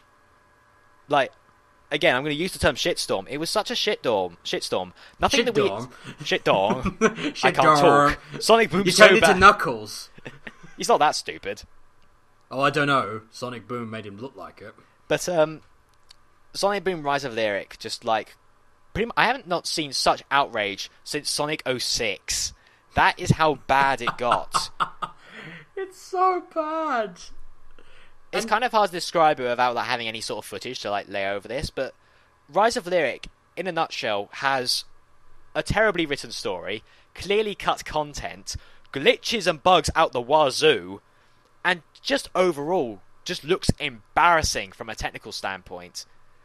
Like, there's so much pop-in, transitions are like just god awful. Frame rate issues, the frame rate is terrible, and of course the gameplay itself just does not look fun to play. Of course, Ubisoft looking at it and said, we could do better than that, and then made the faces disappear in the game. What you said earlier about Ubisoft holding back reviews, you know, they said they put like an embargo, basically saying that the reviews could not be released until like 12 hours after the game came out. Sega and Big Red Button, the people who developed the game, went one step further and did not send any review copies out at all. Games journalists everywhere did not get a review copy. They had to buy their own. It's almost as if like Sega and Big Red Button knew the game was shit and didn't want anyone to know about it before it came out. Oh, wait! In fact, you know what? Ubisoft do a lot of shit, but they're always on hands to be interviewed whenever they get called out on this. Ever since Sonic Boom's release, nobody from Sega or Big Red Button has come out to comment on this. Like, one of the developers on the game cancelled multiple interviews after the game came out. Wonder why. And it's just, like, so apparent that clearly they knew that when they were making this game that they were just going to be sending out one of the most half-assed products they'd ever made. It's also just the dialogue as well. Like, there was one I saw, which, again, was from Knuckles. Like, he makes a comment saying, oh, we could just jump on these rings. And he goes, wait, who said that? That's a great idea. It's like, Knuckles, you just said that. He literally just said that himself. The dialogue is, I will admit, very hit and miss. On the one hand, it can be very funny. And on the other hand, it can just get... Because, like, my biggest problem with the dialogue in Sonic Boom isn't, like, you know, with you, with, like, some of Knuckles is stupid. Although, to be fair, again, Knuckles is really stupid. Tails has this weird thing where he, like... They've written him so that he's constantly trying to make himself sound smarter than like, usual. So, like, instead of just saying, like, oh, this will be, like, doing this will probably make things easy, he would say, like, this will make things much more advantageous to us. And it's like, shut up, Tails. Shut up, Tails. I heard somebody describe Tails as somebody who had just found a thesaurus. That sounds actually right. The big problem with the dialogue, though, is the fact that they have something to say for everything that happens. There is rarely a moment when the characters are not talking, and I'm fine with like characters talking during gameplay because it helps, like, you know, throw in some jokes, get a bit of character interaction going in. But almost every time you pick up a ring, someone goes, "Oh look, rings! Oh, I can never have too much rings." Every time you bounce on a bounce pad, "Oh look, a bounce pad! Oh, here's a bounce pad. We can use this bounce pad." Shut up! Just shut up, all of you! You know what that reminds me of? What? Reminds me of Nostalgia Critic when he goes, "It's just noise. It is like that. They barely ever stop talking. There's in the opening level of the game when they're chasing Eggman. Eggman says like, "Oh my god, his lines. arms in that." Like, his arms are too big for his body. To be fair, it's cartoony, so you can kind of get away with slightly exaggerated builds. Even for a cartoon, it looks like he's nicked his arms from Frankenstein's monster. To be fair, Eggman's original design, you had an egg-shaped body on spindly little legs. Technically, that would not work. True. So one of the problems is that the characters never shut up. Honestly, I would recommend looking up a lot of footage for the game yourself just to see, because oh my god. Look at Jim Sterling's review. That's all you really need. Jim Sterling wrote a review, and it just ends with, Sonic Boom reminded me that I am going to die one day. He wrote a review, and he also did one of his Jimquisition episodes on it. Yeah. Wearing loads of bandages like the guys from the game.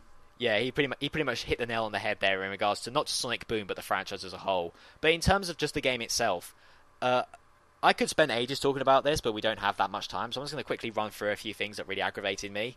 Mm-hmm. One problem is the main villain himself, Lyric.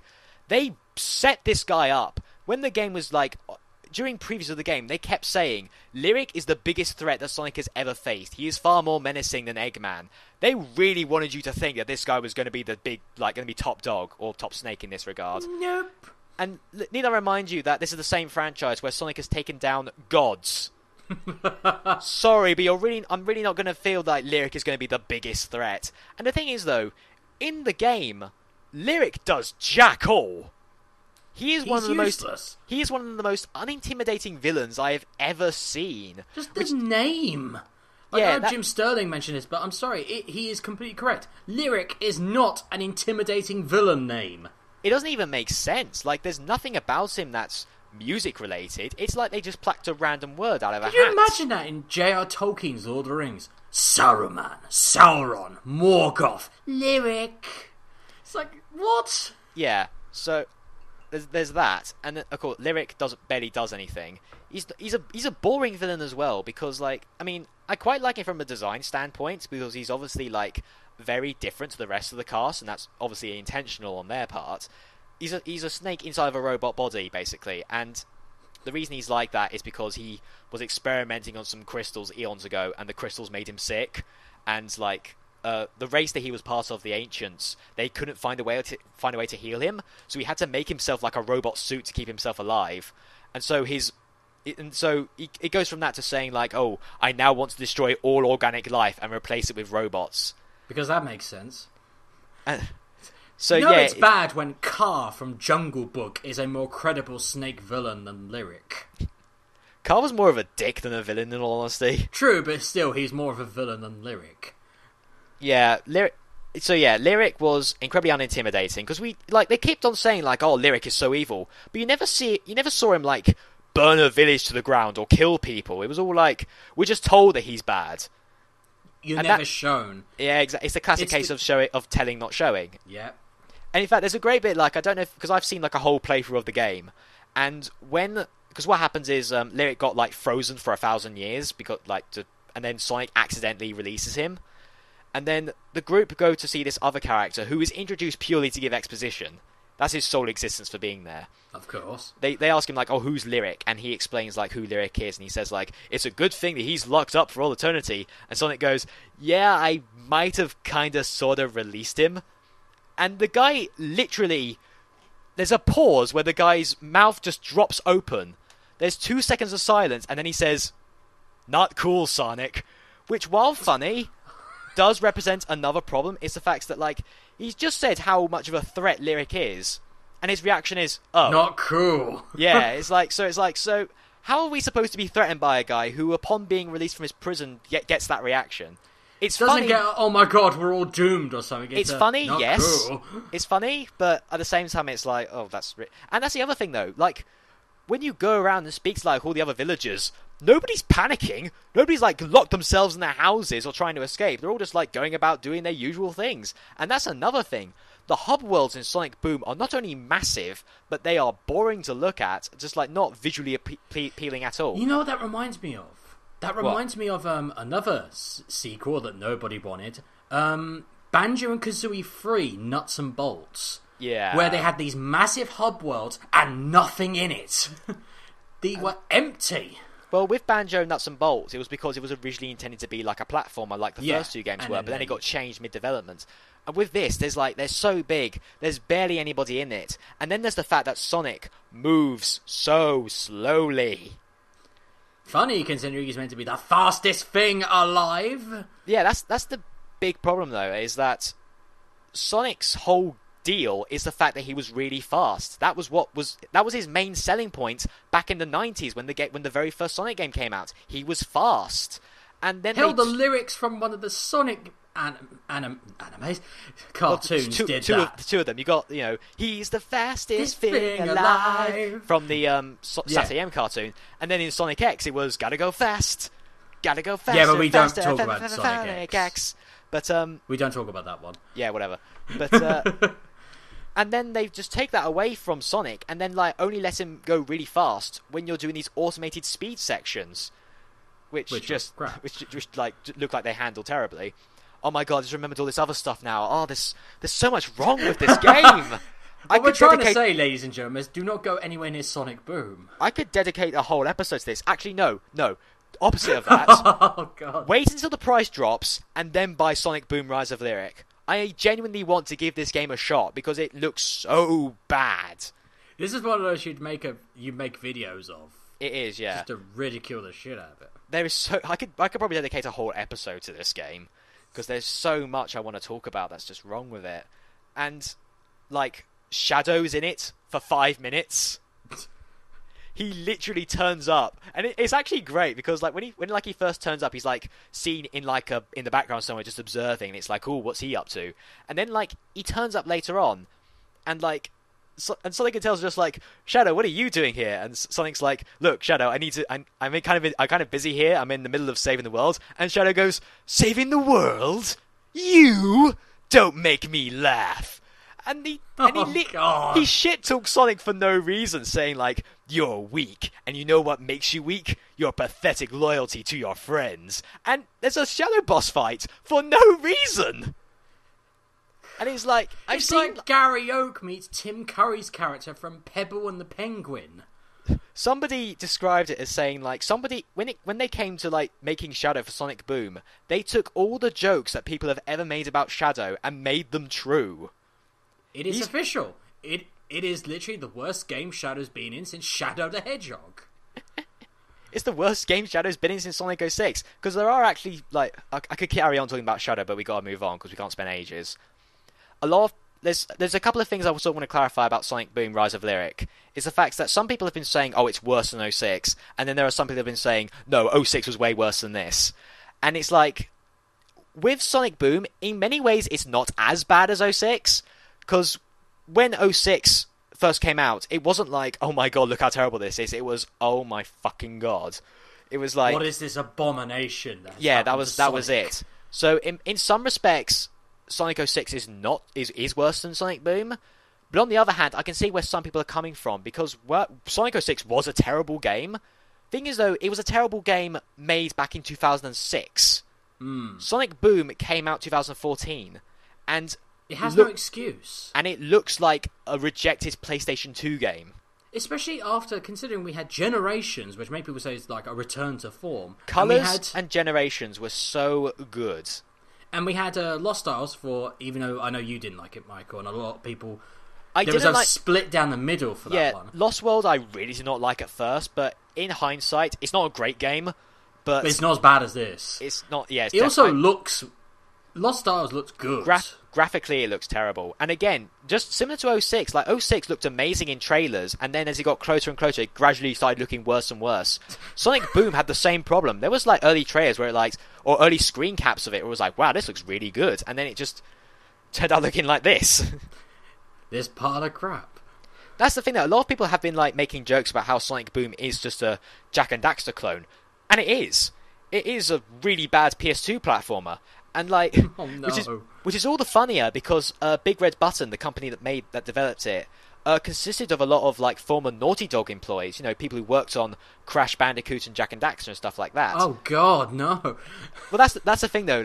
When the game was first announced, they said the game will be developed by Big Red Button, which consists of ex Naughty Dog developers, and we were all ex-Naughty Dog developers. So these guys worked on like Jak and Daxter and Crash and all that. Oh, this is going to be great. Thing is, though, maybe they were ex-Naughty Dog developers for a reason. They were cut away from the company because they were shoddy. And on the subject, during Sonic Boom's development, so many people left. Which means most of Big Red Button probably left. Big Red, yeah, I think after this, Big Red Button will never make another game again, which is ironic because Sonic Boom Rise of Lyric is the first game Big Red Button has ever made. Oh, God. Yeah, do you think it's probably going to be a while until we get a new Sonic game after this? Well, this is a spin-off. The next main Sonic game will probably be out some point next year, probably. And that's another thing that actually really pisses me off. There are a lot of people who have been defending Sonic Boom, saying stuff like, the two main arguments for why people should not get angry about Sonic Boom is because, one, it's a spin-off, and two, it's for kids. If you support, I hate those excuses. If you support either of those arguments, I'm sorry, but you are wrong. This is not a case. You are the problem with the games side of things. This is not a case of like, oh, your opinion's just different. No, you are wrong. Right. Let's break down those two arguments. One, you're saying that it's a spin-off. Does that mean it should be bad? No, it should still be good. Just because it's a spin-off, sometimes they make that even better. I would like to point you towards Mario Kart. Yeah, Mario Kart. It was Super Mario Galaxy, in a way. Mario Sunshine, in a way. Well, those were main series games. But you could still see them. But the thing is, though, stuff like with Mario Kart, yeah, it's a spin-off series, but it gets handled with so much care. Yeah. And even in regards to Sonic spin-offs, Sonic's had good spin-offs before. Sonic and All-Stars Racing Transformed. Mm-hmm. Even Sega Superstars Tennis, that was kind of good. They're a good game. And also when they say, it's meant to be for kids. We should never talk down to kids. This is exactly the same argument I have for when shitty cut movies come out. Just because they're kids does not mean they should be given like a less than stellar experience. If you keep treating kids as stupid, you're gonna make kids stupid. Kids are kind of stupid, and the thing is that I know that most of the people who said that Sonic Boom Rise of Lyric is a great game are probably like 10.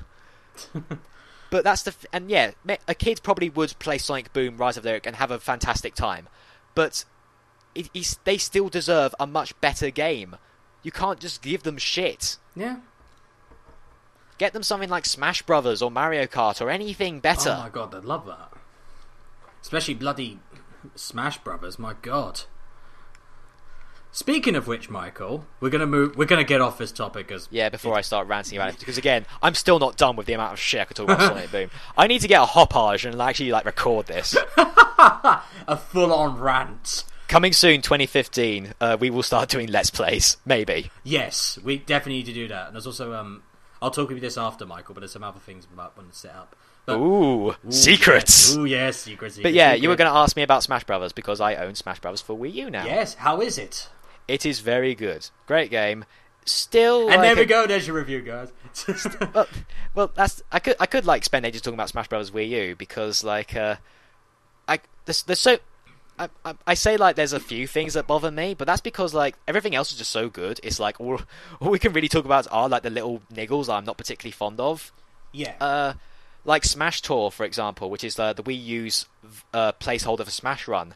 I mentioned in a previous episode how Smash Run wore out its welcome after the first 2 tries. Yeah. Smash Tour, the moment I started playing it, I was like, okay, whoa, slow down, guys, because Stop! They took Mario Party and then injected it with the kind of chaos you would expect from your average Smash Brothers match, which is a cool idea in theory, but because everybody moves at the same time and everybody uses their items at the same time, and there's no moment where the game stops and explains what is happening. Like in Mario Party, what would happen is player 1 would roll the dice. They'd roll a 4. They'd move 4 spaces.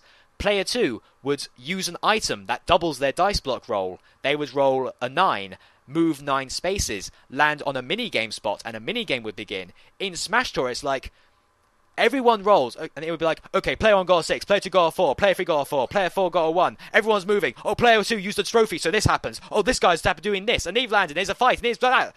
It just happens so quickly, and you can't... It's like the Micro Machines, man. If you're not following it, you will get lost so quickly, and nobody likes being confused when they're playing a game. I can understand why a lot of people don't like Smash Tour, and I've played it enough times where I now know what the trophies do, so I can kind of follow it. But it's very much a game best It's played not with... good. It's not a game good for best people. played with friends. You are not going to like playing it with the CPU, because you will begin to feel like you're being cheated. Ugh, no, bugger that. There's also the lack of story mode. Again, I shouldn't criticise a game for something it doesn't have. But again, I really would have liked a Subspace Emissary follow-up. I was about to say, especially after Brawl's one was good, it would have been nice to continue that or have something along those lines. It's a bit disappointing in that perspective. I still don't agree with Sakurai's mentality of not including a story, but the game's out. I can't really complain. Especially after NetherRealms with Mortal Kombat. Yeah, but well, on the subject of that, on the subject of Sakurai, actually, Sakurai has said that while there will probably be future Smash Bros. Titles, it is most likely that Sakurai will not be working on them. No way. Well, let's face it, the guy kind of gets dragged into it against his own will most of the time. Like when Smash Bros. Brawl got announced at E3 2005, Sakurai was like at home eating a bag of chips, going, "Wait, what? I didn't know this. I didn't know this." And then like Iwata came up to him saying, "Oh yeah, new Smash Brothers. Can you work on this?" Well, okay. And then like after Brawl was finished, he was like, "I cannot top Smash Brothers Brawl. I put my heart and soul into this game. I cannot do any better." And then they dragged him back in to make 2 Smash Brothers games. The dude... Just back in Sakurai, like holding on, going, "No!" And the thing is, though, like, I mean, obviously Sakurai does love this series. You can tell how much work he puts into it. Even though I disagree a lot with a lot of Sakurai's decisions, I can't fault the guy for being... The guy's hardworking. I've got to give him credit for that. It's like the dude needs a holiday. Yeah, he needs a break. He does need a break. He needs a long break. Give him a year off. He deserves it. So, and I feel like there'd be enough talented people to keep the... I'd imagine, like, if we do get another Smash Brothers title, which we probably will, not for a good few years, mind you. I was about to say, for a few years. But when we do eventually get another Smash Brothers, if Sakurai was to work on it, it'd probably be more of a supervisor role. That'd be okay. Like, have a deciding factor on like who gets in and everything. Yeah, exactly. So, and hopefully, if that's the case, then maybe we'll get like a new story mode with the next game. But it might also be good for him because, as you said, he's getting tired of it and everything, and he's been doing it for so long. Yeah, do needs a break. Have a break, just advise, and just do that. But then again, he might also get the itch and might want to come back anyway. Yeah, that's the other problem. Kind of like, I forgot, we were supposed to talk about this today as well, actually. What one's that? Jenna Coleman staying on for Doctor Who. Oh. I'm in 2 minds about it. One, it's like, I like Gemma Coleman, I really do. I really do like Gemma Coleman, but again, it's like, oh yeah, Moffat can't be bothered to write someone else in. Well, see, it's like, what, for those of you not in the know, at the end of this series, Doctor Who, it was very much heavily implied that Clara was going to leave, and it was pretty much confirmed that Jenna Coleman was going to leave after the Christmas special this year. She was going to go, and a new assistant for the Doctor would be brought in. But recently Jenna Coleman has decided that she doesn't want to leave yet, so she's going to hang around for a bit longer. And while that itself is not necessarily a problem, it does mean that the next few scripts have literally had to been thrown away. Which means that I'm sorry, but I am not looking forward to next series Doctor Who, because it's going to be such a rocky start. Oh, I don't know. I'm going to be brutally honest. If they were anything like the last few episodes of Doctor Who, I'll be fucking happy. As you can tell, I was not happy with Doctor Who. I feel like we're going to come to blows to that if we ever do a Doctor Who retrospective on this series. I will say this. The one thing that's making me going to watch the Christmas special is the fact that Nick Frost is playing Santa Claus. Nick Frost as Santa. It's just like, oh my god, yes. I'm looking forward to that. That's going to be hilarious. You got me for that, but we need something a bit goofy and lighter, yeah, in tone, after the rather morbid season finale. But yeah, in regards to Jenna Coleman staying around, again, it's not an issue that she's staying. It's the fact that, like, as a result, it means that, like, whole scripts are having to be rewritten or just plain thrown away. Which probably means that the beginning of the next series is going to feel like it'll probably have this really rushed feeling to it. Like, I'm holding back jokes right there. Yeah, I know. But don't get me wrong. I like Gemma Coleman a lot. I like Peter Capaldi a lot as well, and I am glad she's staying on because I like Clara. I may not like the direction that Moffat keeps going in. Yeah. Every direction. But I still like... It's mainly not because of her writing, because it's shoddy at best, but I think it's because how she plays it, because Gemma Coleman is a very good actress. Play Xenoblade, damn it! She's in that game! I want to, but it's too fucking expensive. She voices one of the best characters. I know, I want to play it. Most of the characters are awesome in that game, but that's Gemma a story Coleman's for another just time. a great actress. Like, I like her as an actress, and I think she's great, and I do think completely it is not the writing for Clara, because the writing, again, I don't like. It is because I think Gemma Coleman sells it. Same with Karen McGillan. Oh, yeah. I hated Amy. Fuck off. I hated how they written Amy, for the start of it at least. As it got on, it got a bit better, but the beginning it was... ugh. I could poke fucking massive holes into that. But again, Karen McGillan was awesome. And I actually thought Rory was the better character. Rory was amazing. Rory was the best character, was the better character and the better written, but oh my god, did he get shafted every time. He did. He got shafted so much that it kind of became the point. Yeah, it kind of became the reoccurring joke. Like, alright, what's going to happen to Rory today? But on the one hand, it's kind of what makes him all the more awesome, because so much shit happens to him, but does he give a shit? No, he got back up. It is literally Rory was the best character by the end of that. Like, he was literally the saving grace. I'd put him on almost the same level as Donna. Yes. And she got shafted. She got shafted, oh the hell. God.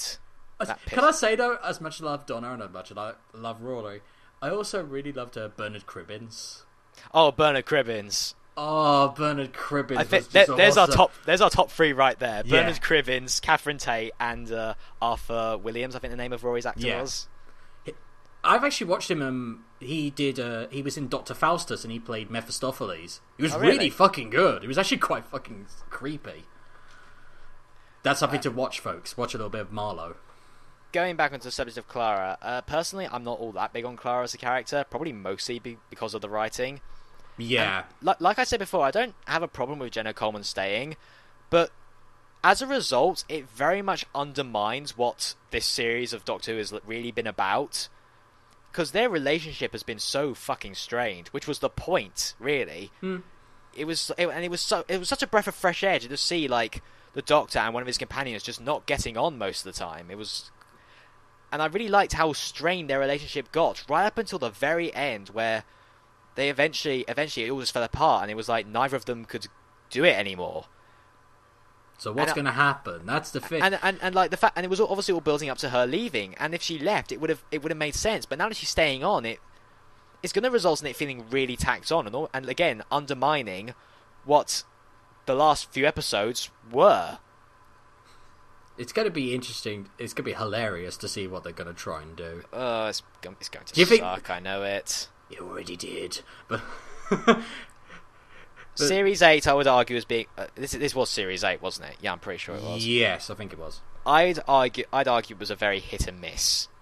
Very. There was some good. I won't deny that there was some good episodes, but I was not invested in this series. I think you and I would disagree a lot on which episodes were good, because I know you hated the second one, whereas I personally really liked it. I didn't. Hate was a strong word. I liked the idea of it. I just didn't think the execution was well enough. I think I didn't start getting. Oh right, this looks. I didn't think it was started looking good until the episode where he thinks there's something under the bed and it grabs you. Yeah. And then it was a great start, great middle, and then the ending was the ending. Bullshit. The ending just sort of went. Essentially, it was a Moffat written show. Yeah. I actually don't know if you heard about this, but on the subject of Moffat... Is he leaving? No, sadly. But I did find an article, I don't know how old it is, but in regards to Sherlock, in an interview, Benedict Cumberbatch, I don't know if it was intentional on his part or not, but he essentially revealed how Moffat cannot write for shit. Because when was this Moffat... the Doctor Who thing as well? No, for Sherlock. Oh, yeah. Because when Sherlock... I'm guessing when Sherlock was just starting out, when Benedict Cumberbatch got the role... Like he was saying, I'm kind of paraphrasing here. I don't know how exactly it was written, but Benedict was sort of like, "Okay, so what's Sherlock's weakness?" And Moffat went, "He doesn't have one." And Benedict Cumberbatch said like, well, he has to have a weakness. What's his Achilles heel? And Moffat actually said, why does he need to have one? Can't he just be really good? And it's like, no, Moffat! That's basic writing right there, and you just fucked up. If a character doesn't have a weakness, it becomes boring. All characters have to have a weakness. It's the argument of why James doesn't like Superman. I mean, I love Superman, but I get why... I love Superman, don't want to bring this up, but I get why James doesn't like it. But even Superman has a weakness. He has kryptonite. Exactly, and Moffat was Moffat basically wanted to write Sherlock as being this ultimate badass who was just so awesome at everything, and it was because of Benedict Cumberbatch's acting that we got the very sort of tortured. Oh, I should say it was also Mark Gatiss as well that probably saved most of it. Probably. I would probably... What I'd like to imagine is Moffat started writing, Mark Gatiss would see what he was writing, and swap it for his. I just got this image of Moffat sending the scripts to Mark Gatiss and saying, I've got the script ready, and he goes, yeah, alright, and then he edits it, and then whilst it's all being acted out and all being edited, Moffat's there going, did I write this? Oh yeah, you did, Stephen, yeah, you did, it was brilliant. Well, I suppose it was brilliant, wasn't it? Okay, carry on. Well, he is such a pompous arsehole. It's like when, you know, there was a meme, well not a meme, it was a photo, and he actually described what he was talking about, for, you know, Madame de Pompadour episode with David Tennant? The girl in the that one, fireplace. yeah, that one. He talked about, she was the perfect companion for him because she was clever and she was rich and all this sort. I was like, wait, what? I'm confused, what? It was like as if he was trying to say, mine was better than Rose. It was like, no! Well, I think Russell T Davies would disagree with you there, considering how hyped up Rose was. I liked Rose, personally, but... I feel like if I rewatched some of the earlier seasons, I wouldn't be as big of a fan of her as I was. Because if you think about it, somebody pointed this out, season 2 of the new series was all about Rose leaving. That was what they were building up to. Season 3 was then all about the Doctor trying to get over Rose, and then season 4 was all about Rose coming back. Mm-hmm. But I think what was good as well was it was a nice change because most of the companions for the Doctor were educated and all this, very intelligent, usually doctors or soldiers or whatever, and then suddenly you get Rose, who's just some girl from the East End council estate. Yeah, and it was that's nice. That's a nice little different thing. It's someone who completely different thing, and I thought that was great. Well, for me, Rose was my first companion because I started watching the rebooted series because my friend was like, "Oh, Doctor Who's coming back. You should check it out." So I didn't have anyone to compare to, so I also mine was Sarah Jane. God bless you, Elizabeth Sladen. Too young, too bloody young. She was awesome. What did you think of the? Okay, I might as well say it. By the way, massive spoiler for Doctor Who finale that happened a month ago. I think you. So stop listening if you haven't seen it yet. I think. What did you think? What did you think of the Brigadier's little cameo at the very end? That's not what I thought he was going to say. I thought he was going to mention someone else, but I was not happy with that. I was it was the Brigadier it was Brigadier died and we're focusing on the relationship with the Doctor and his daughter and everything like this. Great. And then suddenly it's the Brigadier's back and he's a Cyberman. It's could you give the man some dignity? I really liked it. I didn't. It was just the way they saw it. It was that whole plot. To me, it wasn't just the Brigadier. It was that whole plot point that everyone dead is becoming a Cyberman. I was like, really, I thought that was kind of. I liked that as well. I thought that was good. I wasn't sold on that one. I think this is what a Doctor Who retrospective episode would be like. James would say something he didn't like, and I would say well, I kind of liked it. You know what's one? I know people are going to hate me for saying this, but the biggest one I had, you're probably not going to like this either. As much as she was good, as much as she was good before, you know what I'm going to say. No, don't. I didn't agree with the Master. Sorry, but I didn't agree with it. Here's the thing. What are you talking about? Here's the thing. Because I'm sorry, that is not what the Master is. I'm not saying it shouldn't be played by a woman, as much as I have my own things about that, but I'm not saying she shouldn't be played by a woman. It was how the character was played. Her personality and everything like that was not the Master for me. The personality and everything was more like the Rani. that was who I thought it was going to be, and that's why it was. Moffat was like building up, like, oh yeah, it's the Rani, like the kooky science, the bastardization of people's remains, all this lot, the absolutely insane attitude. It was like, oh right, so she's going to be the Rani. Oh no, it's the mistress, aka the master. I was like, what the twist? Well, you're kind of forgetting the master was kind of batshit crazy when John Sim was playing him. With John Sim, but it wasn't that kooky. It was more like a mirror of David Tennant's Doctor. Well, it was more like the mirror of that, and not. This was overboard. There was chewing the scenery, and then there was chewing the entire fucking carpet. That's what she was for me, and it fit more the Rani than it did the Master. Again, I'm not saying it's because of her. I'm saying it's because of the personality and everything that went into it. That's just me. I'm going to have to 100% disagree with you on that. I think, well, probably not my favourite Master incarnation. I feel like, I can't remember the name of the actress, but I feel like she did a good job. She did do a good job. But... I feel like she captured the personality of the Master, and I'm not gonna lie. When it got to that line in the penultimate episode, where he's like, Doctor goes like, "Who are you?" and she says like, "I'm Missy. It's short for mistress. I couldn't very well keep calling myself the Master, now could I?" You can't see it because obviously there's no video. But as soon as she said that, I was shaking with my mouth was agape, just like holy fucking shit. And I also like to point out I was watching this in the accompaniment of 3 other people who don't watch Doctor Who. So she said that line, I'm there shitting myself, going ah, and they just look at me like, what is he doing? Why should and what was we even care? funnier is the fact that one of the people I was watching this with looked at her and said like, "Oh, is she the Master?" And I went, "No, Master's gone. It's not the Master, okay?" And it's then she not said, John Master. Sim anymore. And then she said, "I'm the Master," and I was like, "Oh my god, Master's back!" I can see what you mean. Don't get me wrong. I do see what you mean, but just with the personality and everything, and just the character motivation and everything, and the character how she was made. Was more like the Rani. And that's what I think it should have been. It should have been the Rani. And if they wanted to go with a female Master, okay, fair enough. There should have been someone who was more like the Master. That's my problem. Let's not forget that even when the Doctor regenerates, his personality alters. Yeah. Quite drastically. I mean, yes, some aspects do remain, but compare Peter Capaldi to Matt Smith. Completely different. That was a massive jump. Thankfully, massive.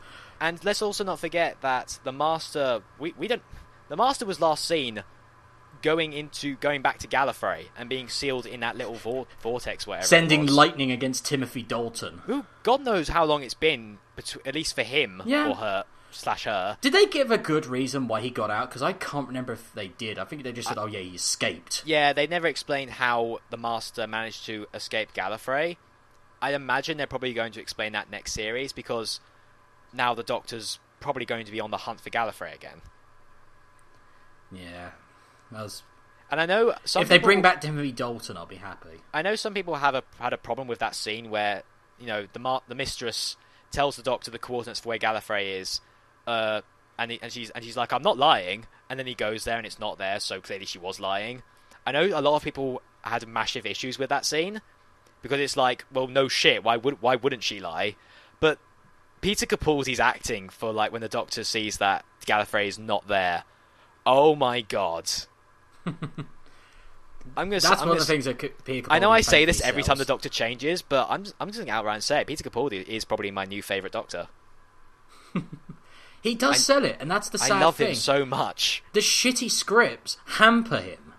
Because he's really goddamn good, and it's so different from Matt Smith. I would say the script doesn't hamper him. I would say that he manages to take what would otherwise be like god-awful and makes it like, you know, good to watch. He makes it entertaining. I love just watching him be the Doctor. I love his acting. Yeah. I need to watch the thick of it. Same here. I've watched clips of it. I haven't watched the entire series. Yeah, my dad's watched a few episodes, and I just fuckety boo. Yeah, I catch the odd Peter Capaldi line. I'm just sort of like, it's funny because he's the Doctor. This is what the Doctor needed to be. Everyone was making those jokes when he was confirmed to be the Doctor. Everyone had the exact same idea. Yeah. It's gonna be him from the figure. Let's make clips of the Doctor swearing. Come on, let's all do it. Yeah, I agree with that. That would have been good, but just this series of Doctor Who really was off-putting for me. There were some decent things here and there, but for the most part, I was just not sold. I think we do need to make a retrospective episode at some point. We'll talk to you after this. Yeah, we'll sort something out. And I think on that note, I think we better actually. Yeah, I'm kind of burning out over here. Yeah. We're reaching the 2-hour mark, and we've actually covered a lot of stuff today. I was about to say we talked a lot of stuff over, but it's also coming up to Christmas. Yay! Yeah. Speaking of which, this is the last thing quickly. Did you watch the Nostalgia Critic episode that just came out? Oh, what? Grandma got run over by a reindeer? Yes. In a very rare occasion for Nostalgia Critic episodes, I've actually seen that movie. I saw it years and years ago. You poor man. I cannot remember where, I cannot remember when, but I do remember it. I don't remember if I liked it or not. I probably did because I was a kid and I was stupid. In fact, I don't think I even liked it. I just acknowledged it. Yeah. I didn't know how bad it actually was. But yeah, I did see that movie. I love the ending of that review. The bit where he kind of goes fucking mental. The bit where he looks like the Insane Clown Posse Christmas special. On one hand, I kind of liked how, because I always loved it, how every time I got to Christmas, he just kind of goes, it's Christmas, and he kind of goes really crazy. Oh! It's like, whoa. I wasn't particularly fond of it this time, because, again, it's like, musical number, really? And it's like, it's so crazy. I liked it. I thought it was... Maybe it's just me, but I thought it was hilarious. I did like, how, he's got, a patch on his neck, and, is it Tamara, her name is? Yeah, Tamara. Yeah, she, rips off, and Malcolm goes, "What did you do?" And he just goes batshit crazy. Yeah. I will say, though, that I agree with you, another musical number, because I thought the Les Mis review was a bit meh. Especially compared to the Moulin Rouge review. I don't think I've seen the Les Mis one. I think I deliberately skipped it because it said it was a musical one. I was like, no, fuck it. Yeah, the Moulin Rouge one was good, and then the Les Mis one was very hit and miss. Moulin Rouge had Brental Floss. Yeah. It had Brental Floss is in the Les Mis one, but not as much. He's not the main one. It's Nostalgia Critic... It's Own Citizen, Own Citizen, who's the best one. I actually think has some of the best gags, and also some of the best songs. Well, he can sing, can't he? Yes. And also, guy in glasses and a baseball cap, I can't remember his damn name. I think he does 90s kid? No, it's not 90s kid. It's not Linkara. Dude! Les Miserables is awesome, man! The only way it could get more awesome is if it had guns! Oh, wait! It does! Dude!